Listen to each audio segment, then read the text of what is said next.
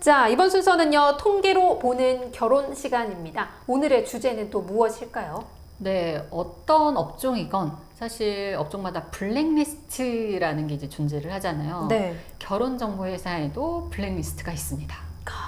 특히나 결혼정보회사 같은 경우에는 뭔가 상대적이기도 하고 변수도 많아서 왠지 좀 더 많지 않을까라는 그런 생각도 드는데요. 그쵸. 많을 것 같은데 사실 막상 저희가 조사를 해보니까요. 블랙리스트의 비율이 네. 남성의 경우에 1000명에 1명꼴, 그리고 여성의 경우는 1200명 중에 1명꼴로요. 전체 회원 중에 각각 0.001%, 0.0008%. 그러니까 굉장히 사실 적은 비율인데 네. 저희가 이마저도 사실은 더 최소화하려고 하는 이유는 아무리 뭐 없다 하더라도 그 단 한 사람을 만난 누군가의 어떤 회원이 있으실 거잖아요. 그분은 얼마나 상처를 받으시겠어요. 그쵸. 저희를 통한 만남으로. 그래서 전 이마저도 어떻게든 좀 조심해서 좀 피해 가서 안부 만남이 안 되도록 할 수 있을까, 이런 분들과는 그런 노력들을 항상 하고 있습니다.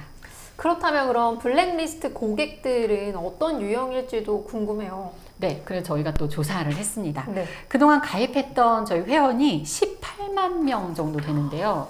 이분들을 대상으로 했고 30년간 저희 근무했던 매니저가 800여 명이 되는데요. 33년간 만남 주선하고 관리한 데이터를 분석해서 블랙리스트의 비율과 유형을 분석을 했습니다. 남성 블랙리스트의 유형을 보면요. 첫 번째가 막말입니다. 네, 그러니까 상대에게 어떤 정말 심한 언어를 이야기를 하는 경우고요. 2위가 무매너였습니다.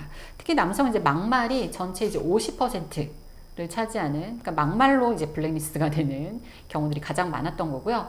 여성 블랙리스트는 역시 1위는 막말. 2위가 좀 재밌습니다. 뭐예요? 2위가 금전 요구.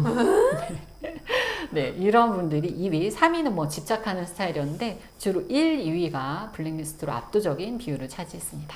네, 진짜 앞서 본 것처럼 남녀 공통적으로 막말이 1위였기 때문에 이런 상대를 만나지 않도록 뭐 조심도 해야 하긴 하겠지만요. 반대로 생각해보면 내가 이런 상대가 되지 않도록 스스로 노력하는 것도 중요할 것 같습니다. 맞습니다. 근데 본인들은 막상 블랙리스트인 본인들은 본인이 그렇다라는 생각을 못 하시더라고요. 그렇죠, 맞아요. 제 경험으로 정말 블랙리스트인 분이 한 분 예전에 계셨거든요. 이분이 정말 되게 학벌도 좋고 직업도 좋으신 분이었어요. 네. 그리고 평소에 매니저들하고 얘기할 때는 되게 점잖은 분인데요. 그런데 왜? 이분이 어떻게 돌변을 하냐면 저희가 연락처 교환을 하잖아요.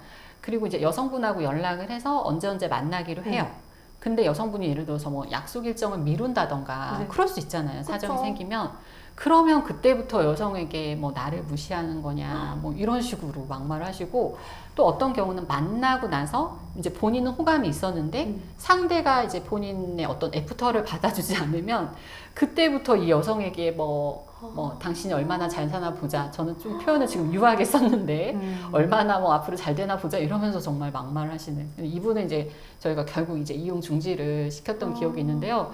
정말 처음부터 저희가 블랙리스트인 분을 알아볼 수 있다면 당연히 저희가 가입을 받지 않겠죠. 그쵸. 근데 이렇게 겉으로는 멀쩡한 분이었는데 네, 만나면서 이제 그런 부분들이 드러나서, 그러니까 본인들은 근데 본인의 어떤 그런 행동들이 잘못됐다는 걸 모르시더라고요. 그래서 저희가 그때 이제 정중히 어떤 이제 탈퇴를 진행을 하는 과정에서도 굉장히 억울해 하시고, 상대에게 문제가 있어서 나는 거기에 대해서 어떤 대응을 한 것 뿐이다 라는 형식으로 이야기를 하시는데, 어쨌든 자신의 어떤 행동이 남에게 어떤 상처나 뭐 어떤 이제 큰 어떤 해가 되지 않는지를 항상 조금 서로 뭐 남성이든 여성이든 좀 생각을 하시면서 어떤 만남을 가지셨으면 합니다.